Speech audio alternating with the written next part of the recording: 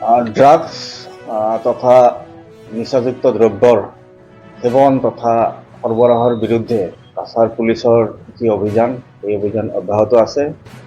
আপোনালোকে নিশ্চয় গম পাইছে যে যোৱা কিছু বছৰ ধৰি আমি ড্ৰাগছৰ বিৰুদ্ধে বিভিন্ন সময়ত আমি নিৰবিচ্ছিন্নভাৱে আমি অভিযান চলাই আহিছোঁ আৰু ইয়াত আমি সফলতা লাভ কৰিছোঁ।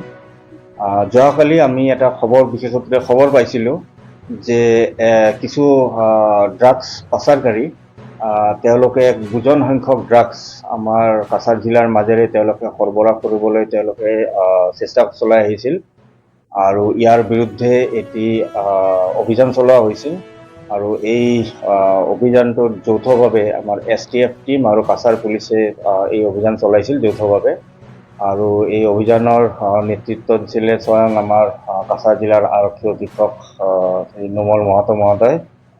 আৰু এই অভিযান কালত আজি পুৱতি নিশা এখন মাৰুতি ৱেগনাৰ গাড়ী, যিখনৰ নাম্বাৰ হ'ল AS01BY 7234, এই গাড়ীখন শিলচৰ থানাৰ অন্তৰ্গত শিলচৰ কালাইন পথত কৃষ্ণপুৰ গাঁৱত এই গাড়ীখন ৰখোৱা হৈছিলে আৰু এই গাড়ীখনৰ পৰা গাড়ীখন এজন 28 বছৰীয়া এজন যুৱক আহিছিলে। তেওঁৰ নাম আছিলে মহম্মদ জামছেদ মজুমদাৰ আৰু তেওঁৰ পজিশ্যনৰ পৰা 68টা চাবোনৰ বাকচ, য'ত মানে হিৰ'ইন এই বাকচত চাবোনৰ বাকচত লৈ অহা হৈছিলে আৰু তেওঁৰ পজিশ্যনৰ পৰা এই 900 গ্ৰাম হিৰ'ইন জব্দ কৰিবলৈ সক্ষম হৈছে।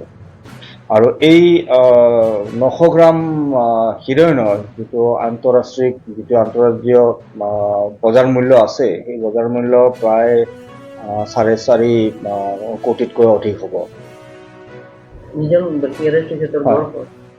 তেওঁৰ ঘৰ বৰখলা। আমি প্ৰাৰম্ভিক যিটো তদন্ত চলোৱা হৈছে, সেই প্ৰাৰম্ভিক তদন্তৰ পৰা আমি গম পালোঁ যে এইটো আমাৰ বহিৰাজ্যৰ পৰা, আমাৰ চুবুৰীয়া ৰাজ্যৰ পৰা আমাৰ কাছাৰ জিলালৈ অহা হৈছে।